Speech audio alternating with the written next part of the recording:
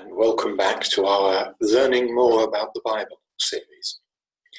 In the previous few videos, I spoke about the structure of the Bible, what makes up those 66 books. And in today's video, I'm going to try and take us as quickly as possible through the story of the Bible. Christians believe that those 66 books over 1500 years are all telling one story, the great story of the human race, and that we have our part in that story today. A story that begins with the first book of the Bible and ends with the last book of the Bible, and flows through and unites the whole of the Bible and the whole of human life. So bear with me, and I will try and take us as quickly and as simply as possible through that story. Here's how the story begins. In the beginning, God created the whole universe, the heavens and the earth. And the Bible makes very clear that the creation of the universe was something God was completely in control of. It was by his word of command, that everything came to be. So God makes the universe and he makes the earth, and he's ruling over it. And then he makes humanity, the human race. In the Bible story, humanity is the very last piece of creation to be put in place, the last thing that God makes, and the greatest. Humanity is meant to be the crowning glory of creation, because uniquely amongst creation, we're in the image of God, in the likeness of God. And this seems to be partly about resembling him, looking like him, but also an idea that we are to act in creation as his deputies.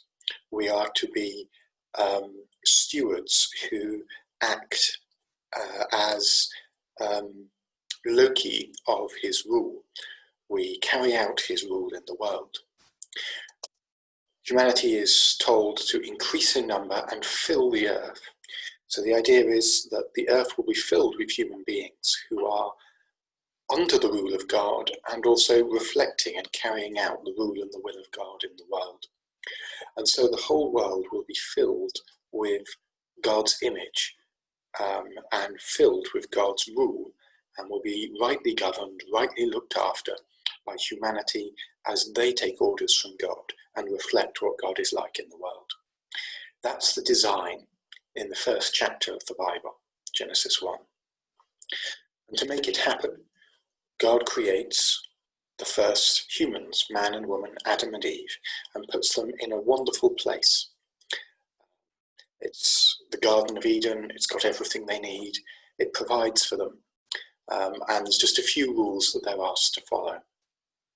And here in this initial moment, humanity lives in harmony with one another. Male and female live in harmony with one another. They live in harmony with God and in harmony with creation, and all is good. Of course, that's not the world we live in, and the Bible tells the story of how that changed, as humanity is tempted for the first time, and tempted to disobey God's rule. Instead of acting as God's representatives, instead of being in God's image, human beings decide that they want to have the rule themselves. They want to decide good and evil for themselves, and they reject the rule of God. They make themselves rulers rather than representatives, rather than stewards. And of course, once human beings start making up the rules for themselves and not listening to God, it all breaks down. Their relationship with God falls apart. God has to judge and punish them. They flee and hide from God and are no longer comfortable with him. Their relationship with each other breaks down. Adam and Eve have the first ever marital spat and blame each other for everything that goes wrong. And their relationship with creation breaks down. They're driven out of the Garden of Eden, and they're warned that henceforth the land will produce thorns and thistles. That is, creation will be difficult, work will be hard. And all that initial beautiful setting, where it was God's people in God's place under God's rule, has broken down. They're no longer God's people, they're no longer in God's place, they're no longer under his rule, and they're no longer in relationship with each other. And so we have a picture in the first half of Genesis that gets pretty bleak. Instead of God's people in a beautiful garden under his rule, it's humanity rejecting God out of the garden in a cold, hard world, and all at war with one another, quarrelling and exploiting and manipulating and oppressing each other. Fortunately, the story doesn't stop there.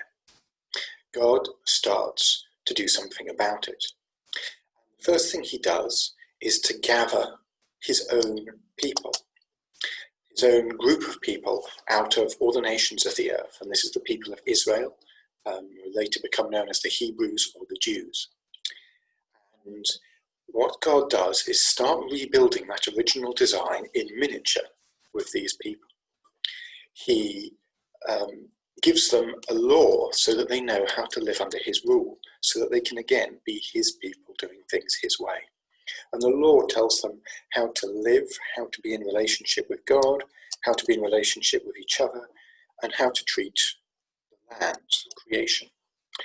And having formed them into a people and given them that law, and this is what is happening in the early chapters of Exodus, and indeed in Leviticus and Deuteronomy, God then brings them into a land, a promised land that will be a safe place where they can live under his law as his people together. And it all seems to be going really well. This is the book of Joshua we've reached now.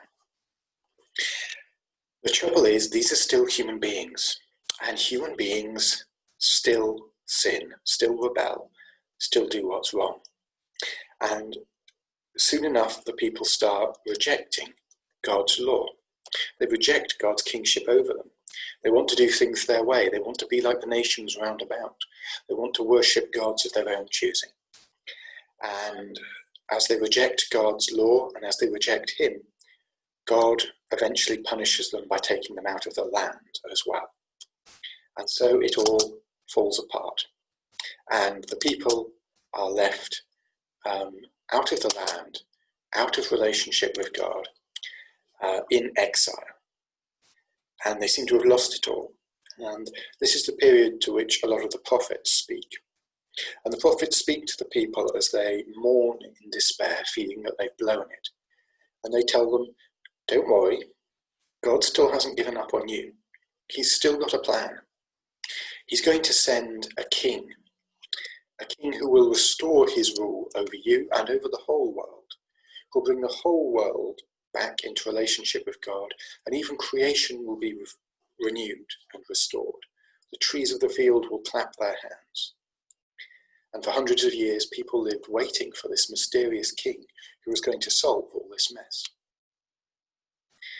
Well, with the New Testament, that king arrives, a carpenter from Nazareth, descended from the last of the kings of Israel. We know him as Jesus. He was in a perfect relationship with God. He always obeyed God and did what God said. He always kept the law.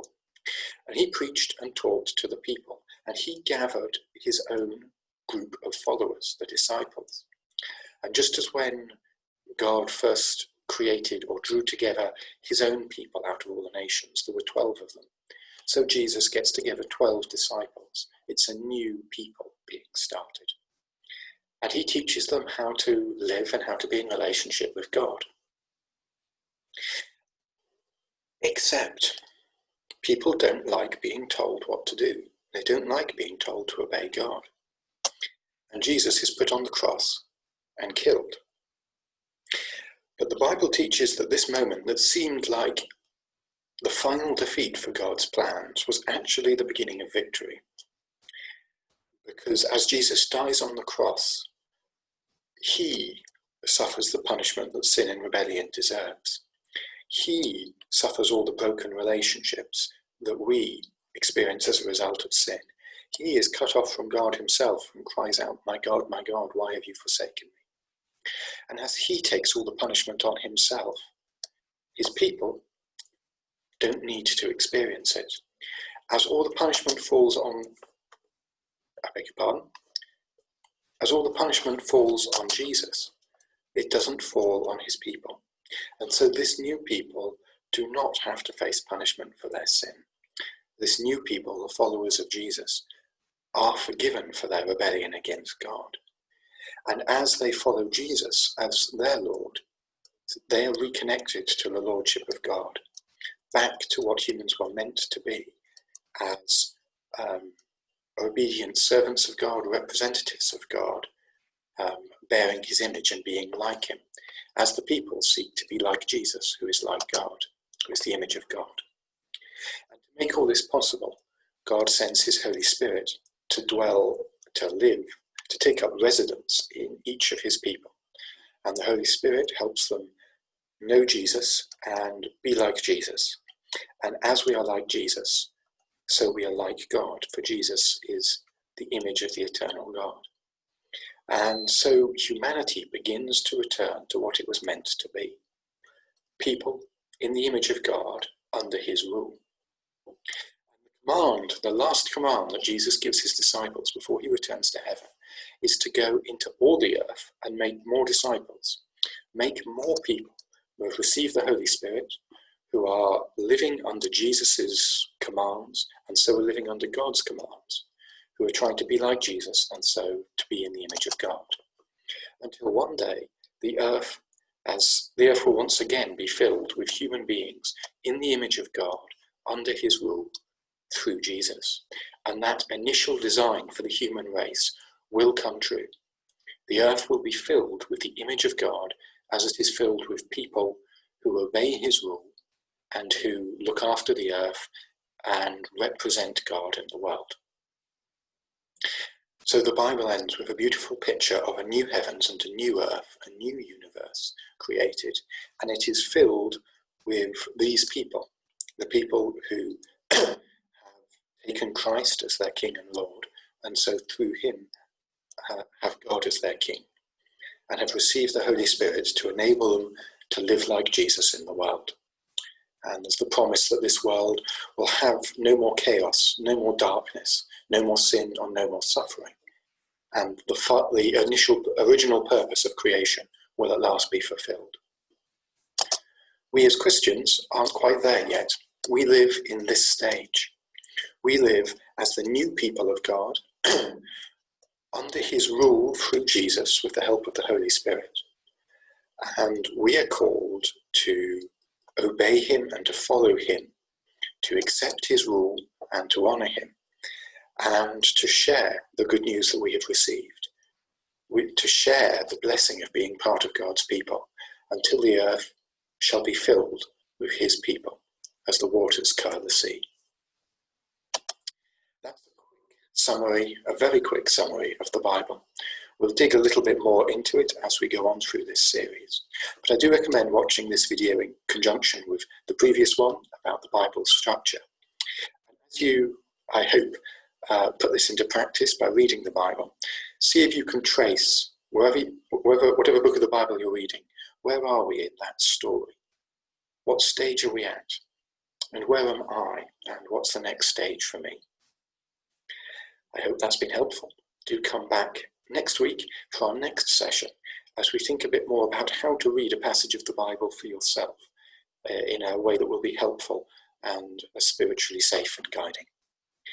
But for now, happy reading. God be with you.